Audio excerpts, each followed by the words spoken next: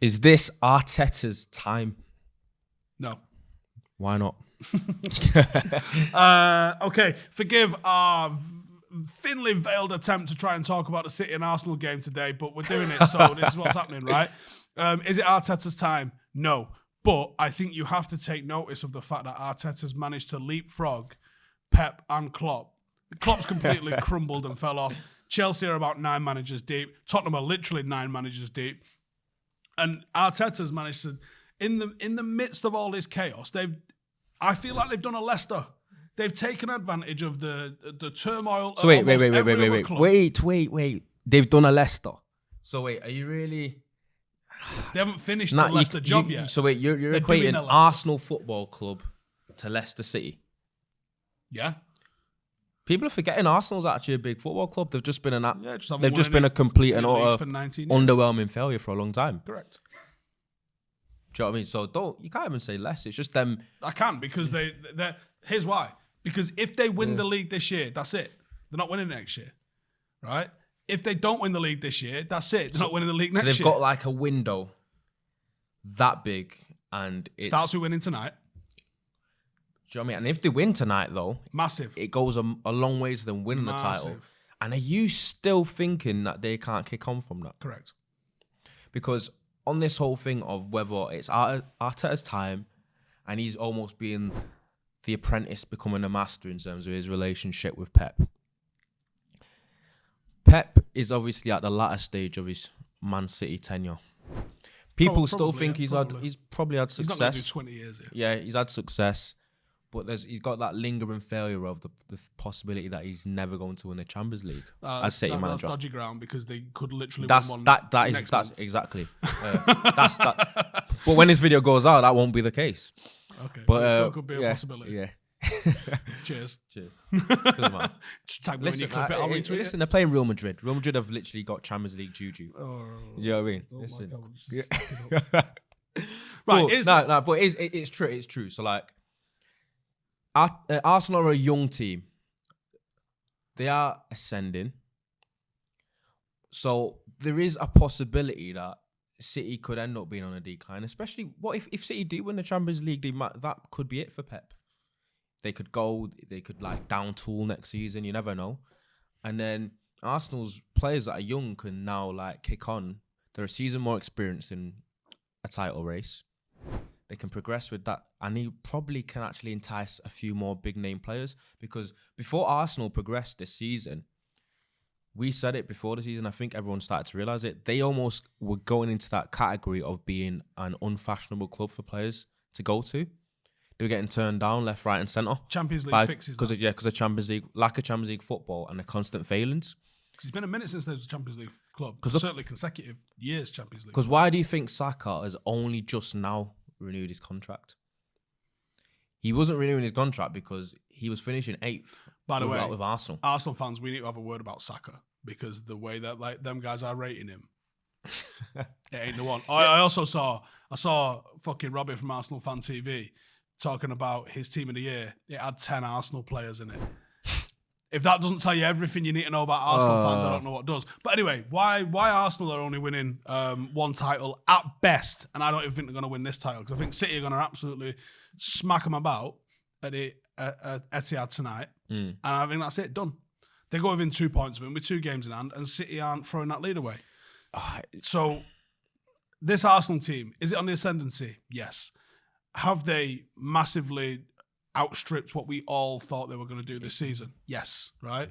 Yes. Nobody. That's the argument against them. Yeah, nobody had them winning a title, right? No one. Not many had them finishing inside the top 4, really. I put them 8th because I thought 4th or 5th, and I'll just piss some people off by having them 8th, right? But I thought 4th or 5th, right? They've done well.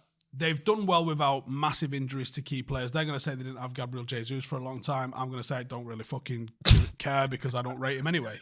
And they've proven that they've coped perfectly fine without him. I think if they lost Odegaard, they'd be in a lot more of a mess. I think if they lost Partey, they'd be in a lot more of a mess. And actually, I think Saka's done well for him this season. The hype that he's getting is turning me off him, because I think they're massively over-egging who and what he is. Yeah, that's just Arsenal fans for you. But they swing United both came ways. second. Yeah. signed Varane, signed Sancho, signed Ronaldo. What happened? The expectation went through the roof. Arsenal fan expectation was hopefully we'll get in top 4 and keep progressing this season. They did that, right? And now they're going to be gutted if they don't win the league. And obviously expectations change over the course of a season. But I think Arsenal fans, a giddy bunch, let's have it right. Very giddy bunch. Fuck me, are they excitable? I think if they get, if they go close or actually win it this season, them lot, knowing how they are, forgetting how they got absolutely embarrassed in all the cup competitions, by the way, them lot, knowing how they are, their expectations for next season will be unfathomably high. They'll have more expectations about them than City fans do. And they're not the surprise package anymore.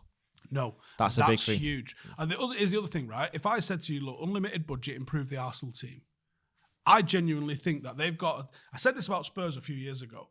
Like, they've got a lot of very good players when they peaked, but I don't see the obvious improvement. Like, if I said to you, what do United need? You go, oh, mate, this, and this, right? But you look at Arsenal, it's quite a complete package. I think it's almost optimal. It's its ceiling, pretty much.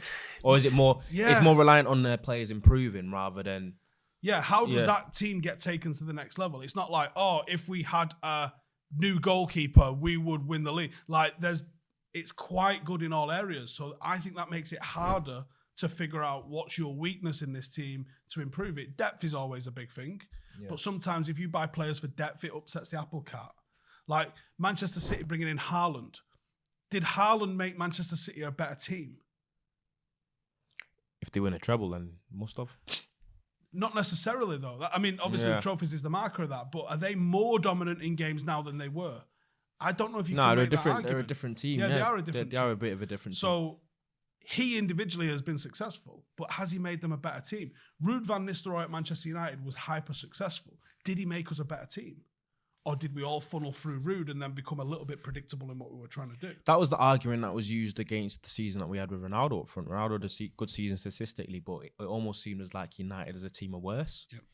Because everything kept going funnel towards him. Everything was like, it didn't really work because did he score like a massive percentage of the goals at the last stage of the season as well? Yeah, and he was like, and I think he had a lot of doubles and a couple of hat tricks, which meant that the amount of games he actually scored in wasn't as many as the goals he scored. But as we were saying, on the whole, Arsenal, Arteta, if he wins tonight, kicks on, wins the league, will he be dethroning Pep? Will it look like they'll be ascending as a young team? And will it be the end of this kind of mini City dominance that we're seeing? And would it actually be an apprentice that actually takes him out? It'd be interesting if it is Arteta, but I don't think it's going to be Arteta.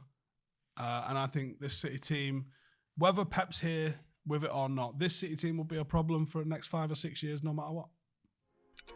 Hey, thank you for watching the video. If you are new around these parts, then don't forget to subscribe. My channel is proudly supported by my community on Patreon. If you'd like to get a little bit of extra content, a Discord group, meetups, five-a-side games, weekly podcasts, behind the scenes, and even an occasional bit of transfer news as and when I get it, then for the price of a pint, you can show your appreciation for the content that we make and get some goodies for doing so as well. Check the link in the description or click the button right here. You'll also find all of my socials here too if you want to follow me on any of those platforms. Nice one.